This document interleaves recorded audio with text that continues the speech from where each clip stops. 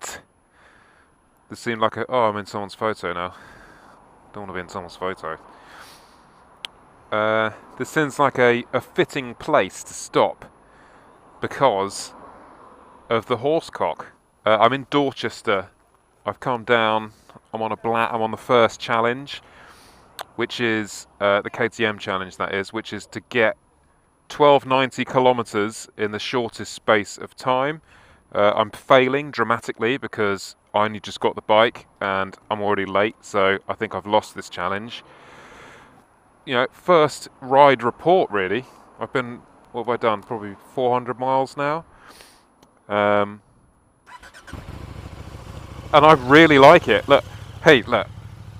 I know I'm covered in like KTM powerwear. But I actually really like this stuff. This was free as well. Free jacket, free gloves. It's nice. But I am going to be unbiased, completely unbiased, as always. So, what do I think of it?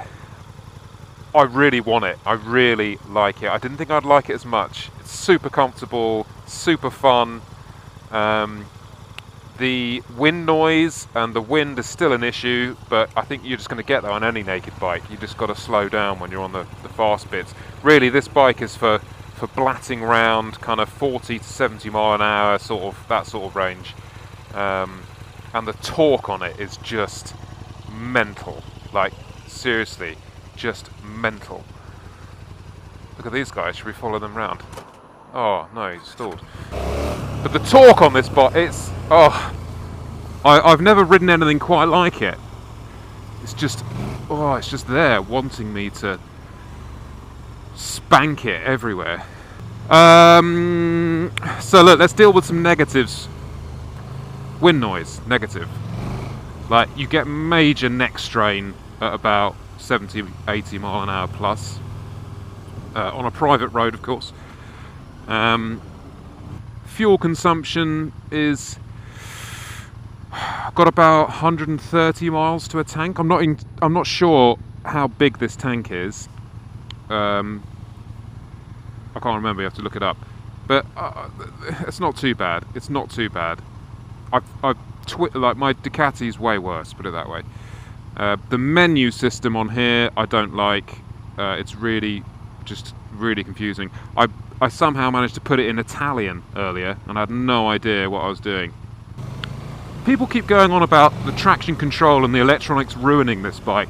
I don't know if that's entirely true, because it is a hooligan bike for sure. Like, it literally just wants to point to the sky all the time.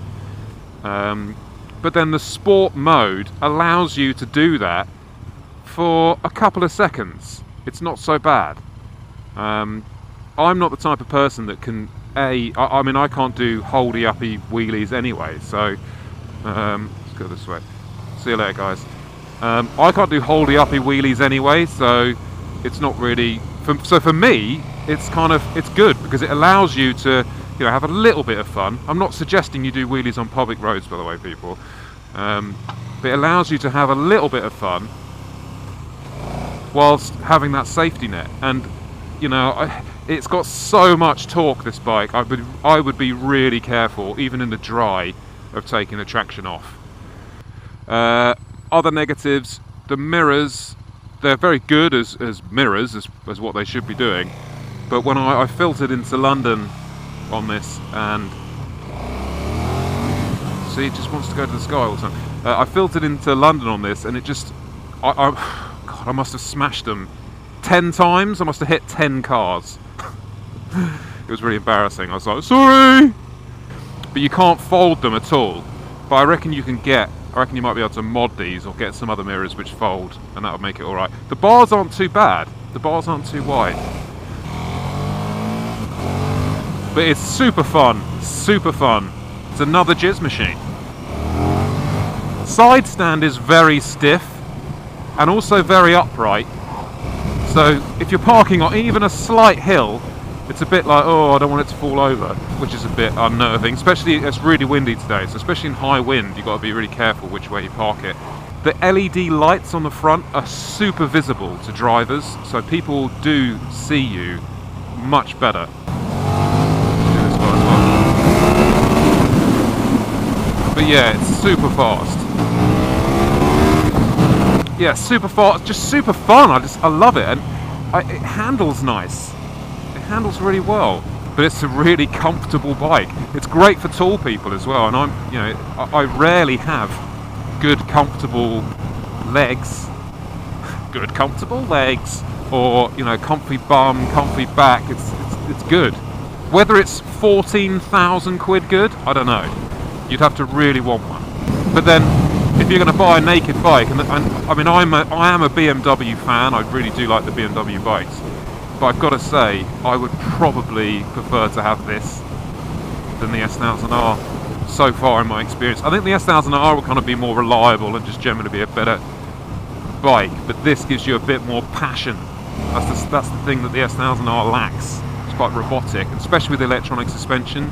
And I used to be all over thinking, oh wow, I want electronic suspension, but I've seen a few bikes now with electronic suspension that have just had a little sensor failure, and what it does is it just locks the forks solid, so it's unrideable. And you're like, well, shit, man. It's an expensive thing just for a little it's basically just adds to the list of shit to go wrong. So in a way, simplicity is often the way forward, in my opinion. Let's go this way. Oh, it's just awesome. Oh, I love it. I really do like it. Oh, I know I seem to get on all these bikes and like them, but I don't tend to get on bikes I know I won't like, if you know what I mean. So of course I'm going to like them, and I find the good in every machine. Everything has a purpose. Like I rode the new GS the other week, and that is a stonkingly good bike. That is a fantastic bike. If you just want to get on and just go somewhere, you can't really get that much better than the GS. It's a big wide thing, you don't really want to go filtering in it, but if you've got a job to do, like shit, I need to get to Monaco now, just get on it. Done. Yeah, I don't know where I am. We're going roughly the right direction though. Oh, it's just a lovely bike to ride. People really like the look of it as well. You get quite a lot of looks, and I think with the exhaust it'll sound amazing. Amaze balls. But yeah, if I do win this bike, I'm going to do something really nice. I've got some really good ideas, so you won't regret it. All you got to do is go to the KTM official page, and when you see my pictures on there, just like them. That's all you got to do. Take 10 seconds.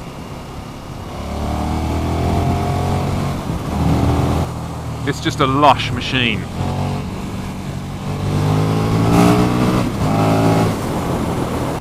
Look at this. For all you Americans, this is called thatched cottage roofing. Cottaging. Everyone lives in thatched cottages in England. They all make fudge. They all pack fudge anyway.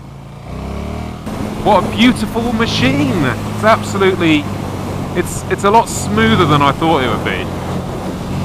And on a bike like this, a naked bike like this, you want that twin feel. That's what I think the S1000R lacks, is that just blatability. I mean, it's super fast, the S1000R, don't get me wrong, and it's a great bike. And especially for the price, it's incredible. But it just doesn't have this fire spitty kind of nakedness, which I like.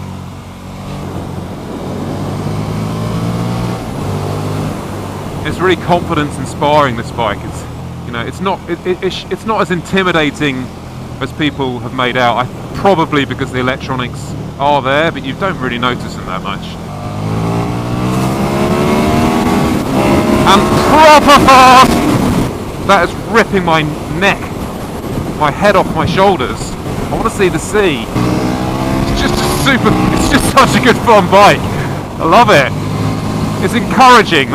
It's very spirited. It does encourage you to do stupid things. So you've got to keep yourself in check all the time. Like, no, come on, calm down. And the bike's just going, go on, squeeze me. What else about it? The switch gear's a little bit plasticky, but it's a bit like that on the Aprilia as well. Like you look at BMW switchgear and it's got a really nice kind of texture to it. This feels a bit like the inside of a Ford Focus. But it's just nice bobbing along, upright. You know, you don't have all this like, oh, I'm going super fast on a sports bike. It's just a great bike. Everything's great. Everything's great. I'm such a shit reviewer. Just say everything's amazing. The lean angle feels good as well. Feels like you can get it. You know, you can have a good old. You can manhandle it around. It feels nice. You know, it feels like you got a lot of control.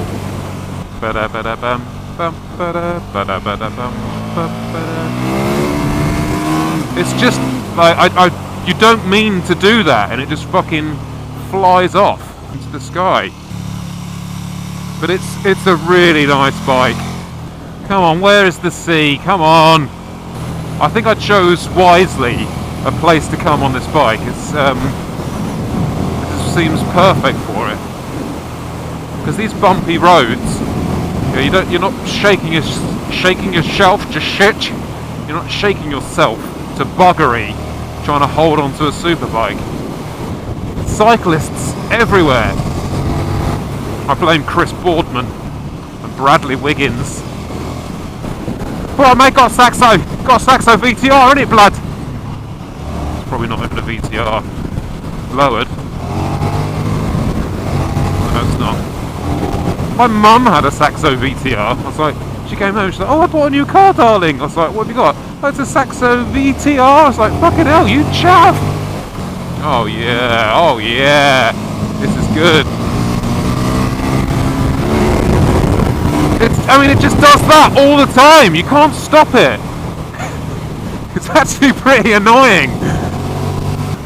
Any little crest, if you're on the gas, it just shoots up. Oh look, is that the sea?